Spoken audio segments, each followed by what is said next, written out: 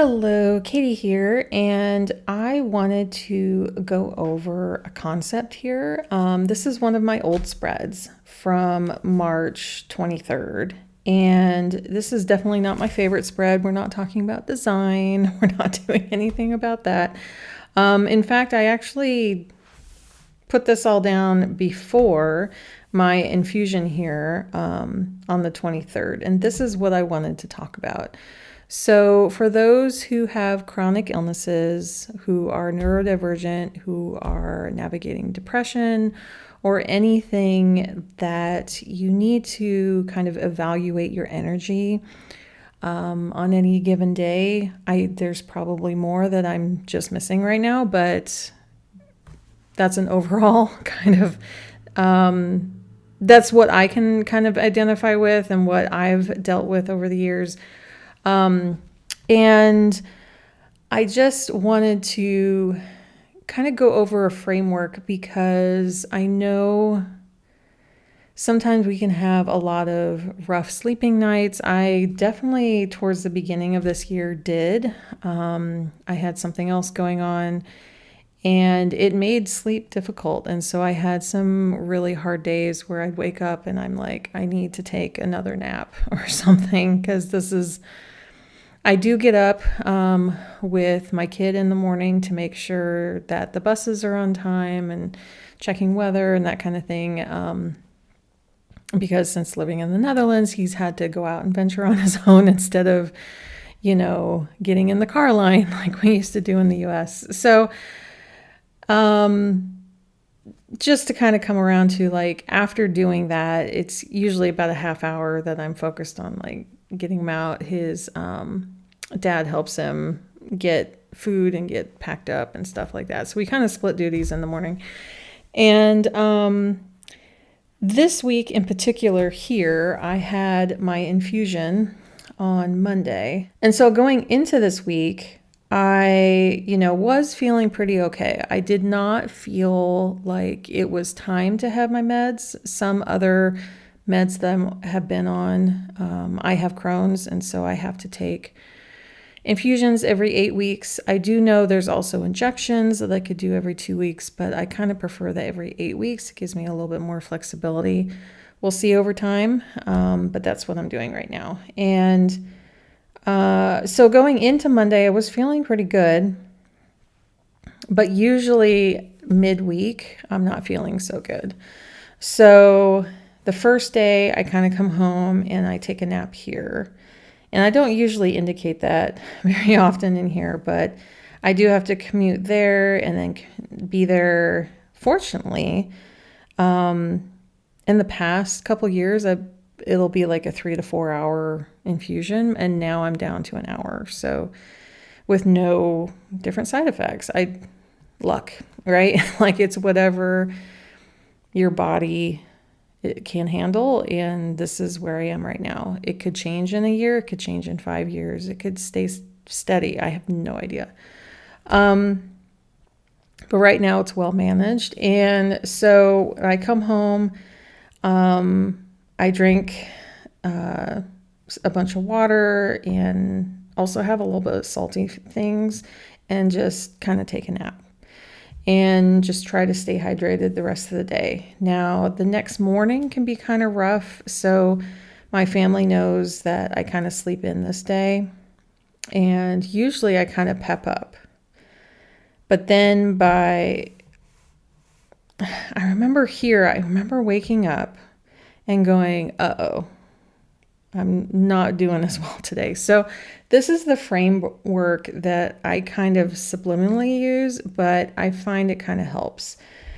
I like to use the acronym SAFE, and I'll describe what each letter stands for. For S, it's scan. So you're starting off with like a full body scan. What and where is the pain? Where is the tightness? Where is anything that doesn't feel right? It can also be emotional too. It can be whatever is throwing you off for the day, and you can also scan and notice that things are better.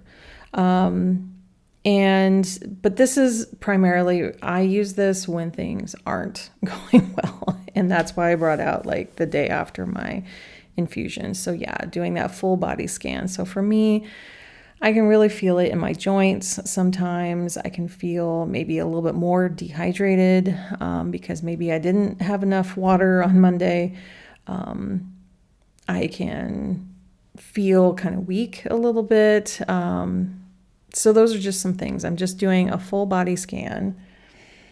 Then I immediately, in my mind, jump to, okay, this is where I need to make adjustments. So A is like adjusting. What can I do to look at my day differently? And when I start looking at my day, like Tuesday here, I purposely don't schedule anything the day after my infusion. I'm lucky I can do that.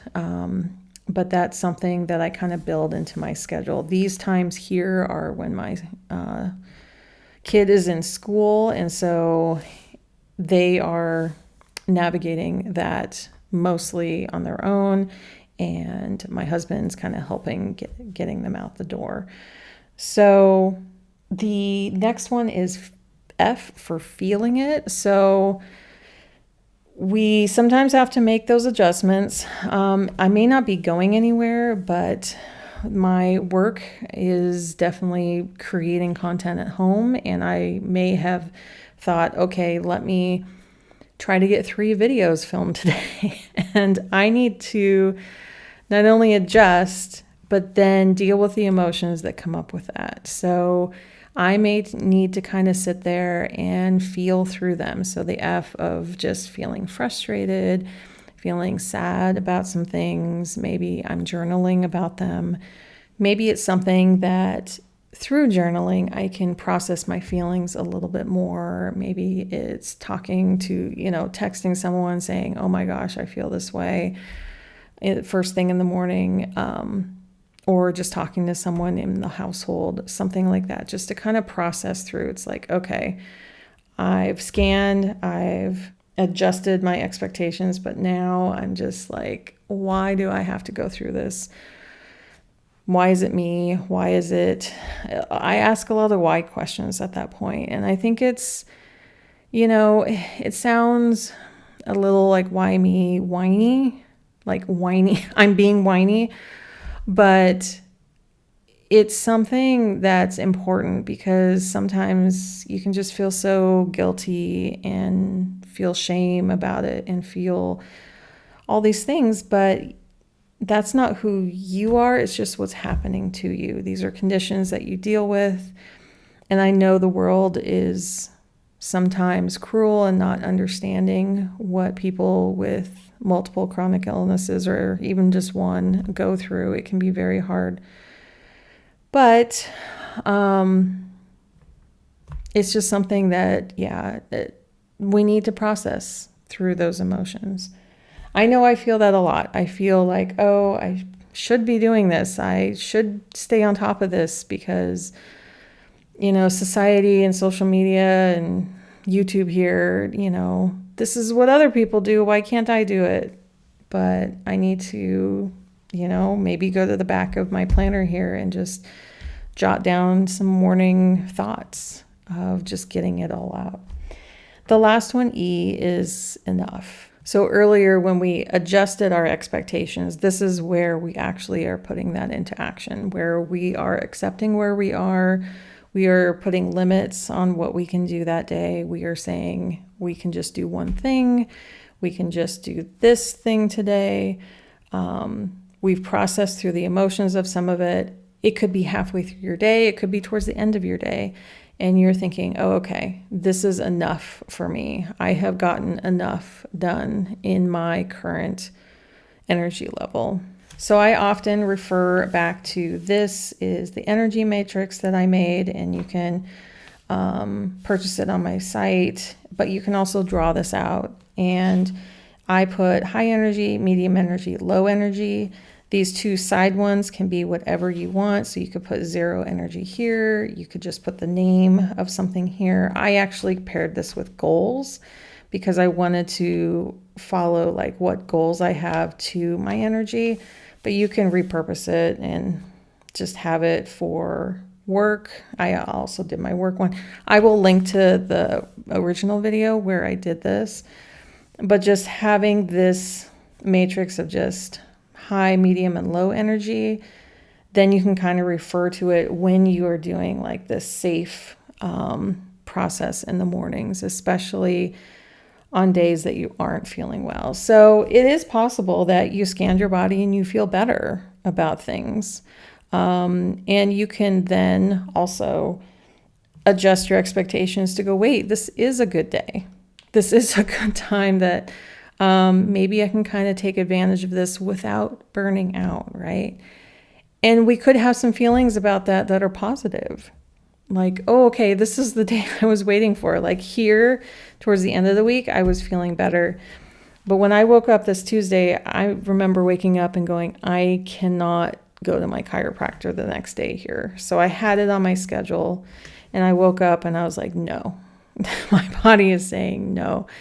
And many times, well, 2 other times, that's not many, but 2 other times where it was after an infusion and I scheduled a chiropractor, I kind of regretted it because I thought, okay, well, if I have an adjustment, I'll probably feel a little better, but it was hard to drag myself there. So I knew in this instance, I was overdoing it and that I should back off of it. So when I woke up here, and I only have 24 hours to change my appointment. I mean, I could have called them, but just like through the app, I can reschedule. I just remember waking up here going, oh no, oh no. This one's a little rougher than usual. It can also be because of my cycle. It could be because of something else going on. I have PCOS as well, so my cycles can really kind of overlap with the Crohn's, and certain infusions are better than others.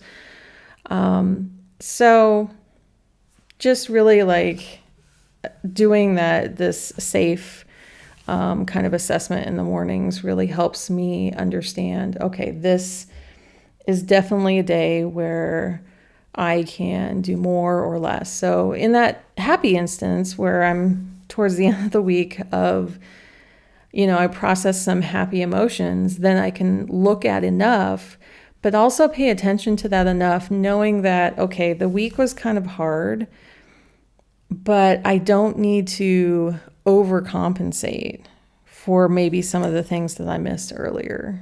Sometimes you need to pace yourself. And so that enough, when you have good days, pay extra attention to that, because it can be quite like the pendulum swing of like, okay, it's low, let's swing it up high and then overdo it to like compensate. That's not going to help either. So recognizing that enough on good days is just as important. So just to go over those one more time, S is for scanning your body. What is physically happening right now? Are you in pain? Are you exhausted? Is your head foggy? Just observe. The next one is adjust your expectations for today. Not forever, just what is happening right now. Today is different, and that's okay. F is feel it.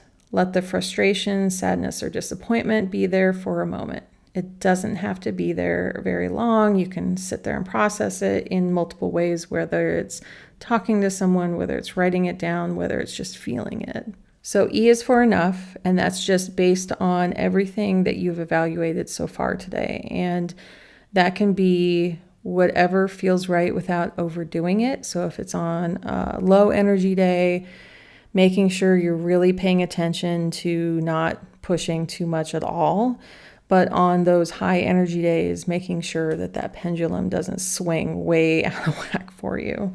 So I call this the safe reset. And this is something because sometimes our whole mornings are just reset by where we are that day. And sometimes we can't predict until we wake up. So it's not about failing anything and you're not giving up on anything. It's just acknowledging where you are right in that moment, because we may have planned the week before, the month before, the day before, thinking, I'm going to get up and this is going to happen. But many times, especially with chronic illness, especially being neurodivergent and you're just overwhelmed or having difficulty with executive function or you're wading through depression, all these things can really throw you off, and taking a moment to reset, a safe reset, is really just acknowledging where you are and seeing what your capacity is for that day, what you can actually do without overdoing it and burning out. So I hope this tool is helpful for you, and I would love to hear if you try it and if you do something similar. This isn't too far off than what people actually do, but sometimes having a little framework or a little, acronym to remember, like stepping through it, can really be helpful, and I would love to hear what you do. So if you enjoyed this, please consider liking it on the way out. Consider subscribing to hear more from me. And until next time, leave a comment. I'd love to hear. And I will see you soon. Bye.